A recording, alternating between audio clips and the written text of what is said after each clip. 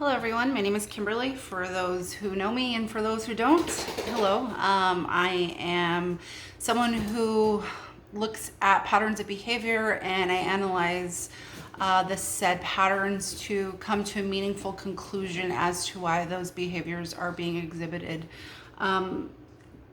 for any population or topic when it comes to the mental health aspect. So today I'm here to talk about, it's going to be a four-part video because I don't want to make it too long, but I'm going to be talking about what happened with George Floyd. It's breaking, it's still breaking news. He died unjustly. There was no justice behind how he died. And it sparked an outrage, justifiably, in so many people, not just communities of color, but it sparked outrage in anybody with human decency. I do know that the people who should have been speaking out more, the officers, even though they can't really, due to the fact that they are officers of the law and they would probably like to keep their job,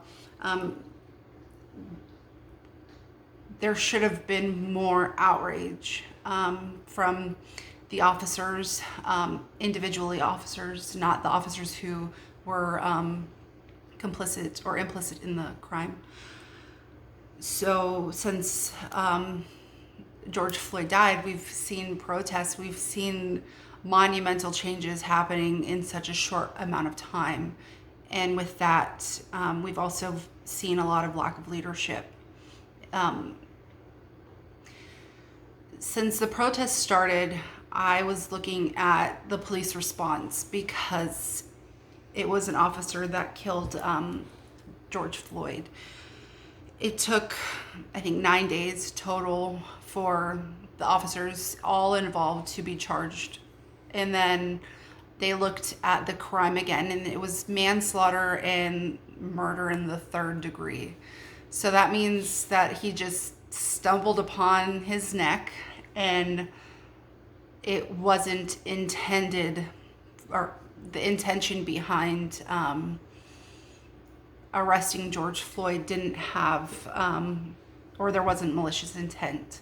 However, with that in mind, people kept calling and saying, raise a degree. Yes, it needs to be second degree, first degree, maybe, with all the information that's coming out about the officer and the previous relationship he had with George Floyd.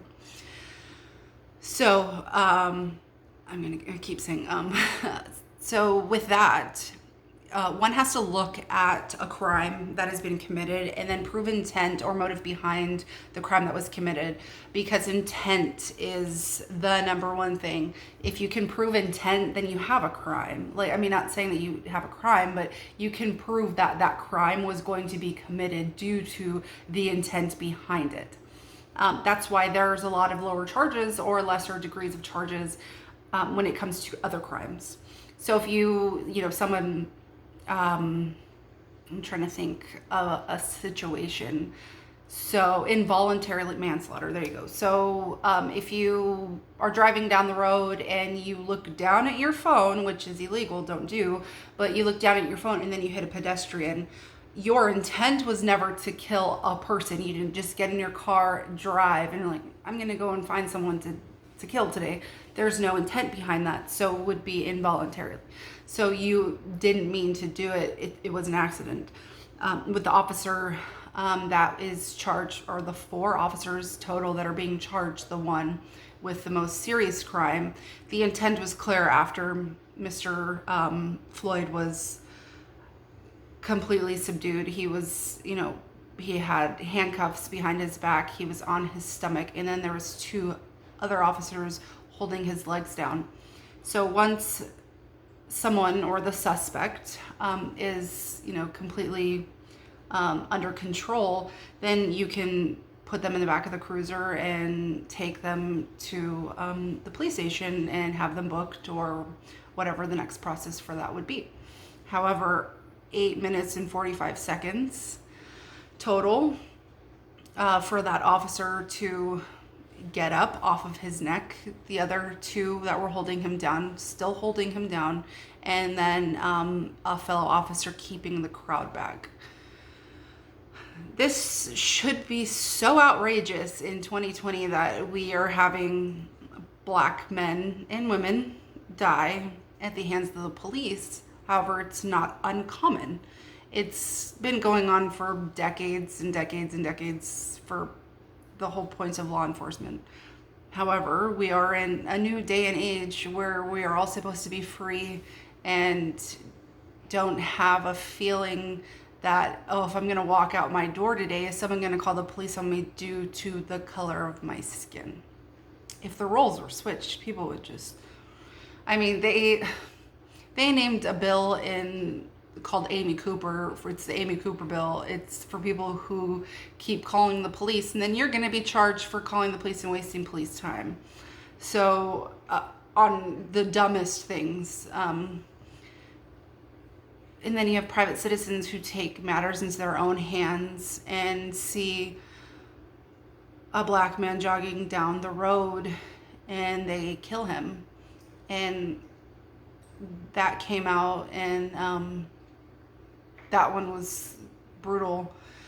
But it took months. It was, I think, like 2 months total for them to even get the people who killed him for running down the street. And then they bring up charges that happened years ago. No crime. I don't care who it is, what they did. No crime warrants death. However, comma, there is a comma there. If your life is being threatened and the only way to stop that and eliminate said threat is to eliminate the threat, meaning take out their life, then it should be justified. So what I would like people to remember, especially if those watching this are in law enforcement, I would like you to keep something in the back of your mind. If you can't do it as a private citizen, why would it be okay for you to do it in a badge, or wearing your badge? I know that there are safeguards, like there is a sense of security when you put that badge on, knowing that, you know, whatever happens, but you have the whole force behind you to protect you and have your back. And that's where a lot of cover-ups happen. And that's where we're seeing judges and attorneys, and the system is completely rigged against anybody who is in poverty and anybody who is of color. 42% of our prison population are filled with Black men. The rest Latinx or Latino, and then white. But the population for Black men in the United States is around like 14%. So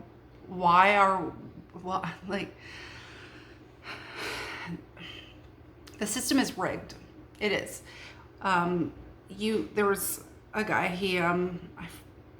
I can't remember his name off the top of my head because there have been so many unjust deaths or confinements. He stole a backpack, and he didn't even go in front of a judge. He was put in solitary confinement for 3 years, and then they realized, oh snap, and they let him go. However, after about 2 weeks in solitary confinement, there's this thing called the snap that happens, and it's really hard to come back from that. So imagine 3 years, 23 hours in a cell with no windows, and then 1 hour in another cell locked, but you are able to just be not in your cell. And then fighting that happens in jail, because jail has its own climate and its own rules. It takes a toll. So the individual who stole a backpack he didn't even get a day in court. And then he ended up I think he was 21, and he ended up killing himself. He couldn't handle it anymore. And that's what we're seeing. We're seeing a lot of injustice, not justified, just injustice in general, within our legal system, because the legal system's not always just. I mean, when you're in front of a jury, or you're sitting and you're, giving a testimony, and you see and you look at the jurors, you can usually tell who's either with you or who isn't with you, who's following along, who's just in whatever la la land, or they've already made up their mind about whatever. That's why jurors are picked and selected very carefully. And then you have cases who it's so biased that they have the case. I don't know the legal term. It's like at the top, like it's right there, where they have the case transferred to another county because of the publicity or whatever. But it's a county that would be aligned with the ideology behind, backing the blue. I'm someone who supports law enforcement. Do I support them as I call them for my own personal security? No. I support law enforcement because I have lived the law enforcement life. I have friends who are law enforcement officers, and I support the rule of law. I know that being a police officer is extremely hard, and it is extremely weird to be on the other side of the law. So I was 19 and I was able to have a police car in the military. I understand it's military police, but crime still happens on a military installation. And right now, we're pinning that for a second. There is a soldier at Fort Hood who has gone missing. She's been missing for, I think it's 56 days now. So people need to be aware that the military isn't always the safest place for people of color, again, and their injustice within the military system. I can go on for hours on that one. But what I want to talk about more specifically is I'm so proud to see the protesters, everything that they've done and accomplished, and it's impactful and it's meaningful. And we're gonna look at 2020 and see how messed up this year has been, but how many strides we looked and went forward instead of continuing looking backwards. So one of my favorite authors wrote that our history is our roots, but it's not our excuse, like our heritage. So looking at my family, it's like my own family.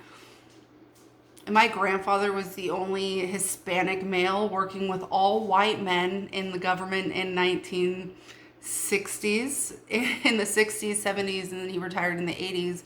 But he was in the Navy, he was in the Coast Guard, and then he ended up climbing all the way to GS-15 in the government. They said he was in logistics, but no. I was going through a lot of his belongings recently, and he was one, if not the one, that concepted the Equal Opportunity Act within the government. There's this huge award that I have, and it's pretty cool to see. My grandfather marched for injustice. He ran for governor or mayor. He did so many impactful things that I think he would be very proud and sad at the same time to see the state of our union. With that, today happens to be Juneteenth, so I would like to take a moment to recognize 99 years ago what happened in Tulsa and the impact that it had on the Black community. So if you don't know what Juneteenth is, go look it up. And no, President Donald Trump did not make the day more famous. So the one thing that I keep coming back to is the topic of defunding the police. I'm not in favor of defunding. However, reallocating the funds that they do have, absolutely. We can get the backlogs of rape kits finished and get the DNA into CODIS and see if there's a database. And if not, then we can see, well, there's this one case, and then I have, 15 other cases that are very similar to it, and the DNA matches, but we just don't have a person to match said DNA to. That was the first thing that came to mind when I was like, no, I don't want to defund the police, because you have detectives, you have the hostage negotiation teams, you have the quick reaction teams, which right now they either dropped the ball or they didn't.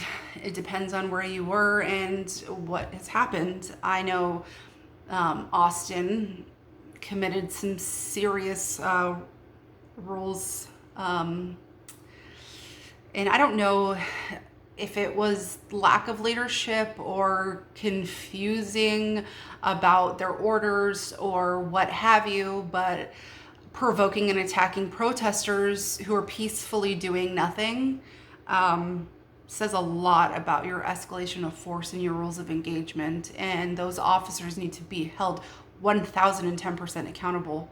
I watched a video of a young gentleman in a blue shirt, and I was watching it live, and he was hit and fell to the ground, and I was like, what? So I rewind the video, and he was hit with a non-lethal round to the head. And I don't know if you guys know, most of the non-lethal rounds, they're pretty brutal. One journalist actually is now blind in one eye because she was hit with one of the rounds while reporting what was happening in, journalists were getting bombarded, private citizens.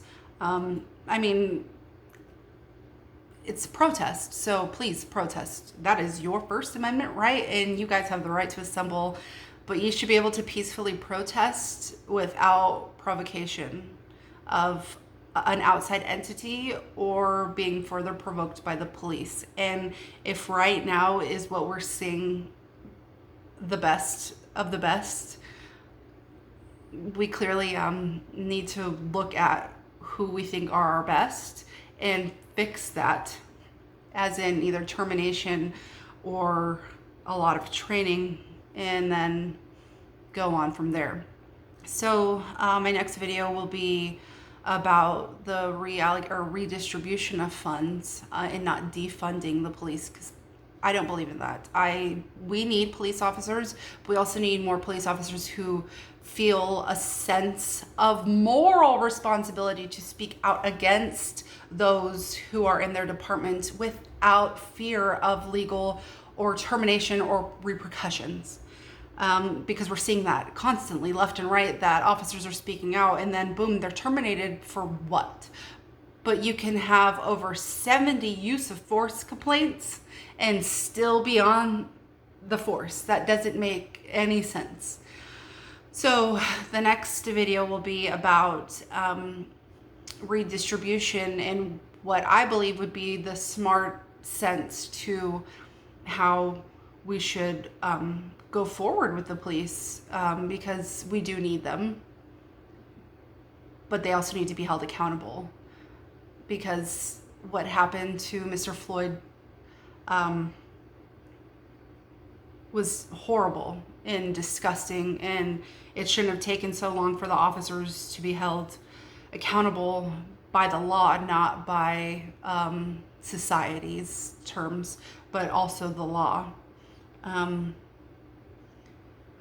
So going from here, again, we will talk about some things that should happen and videos that I've watched as well, but things that should happen, and then how we're going to, or how I would if I was to be contracted out, because it's what I do. Police psychology is something that I do as a forensic psychologist. So how I would redistribute the funds. So thank you for watching this video, and my next video will be about reallocating and distribution of funds and not defunding the police.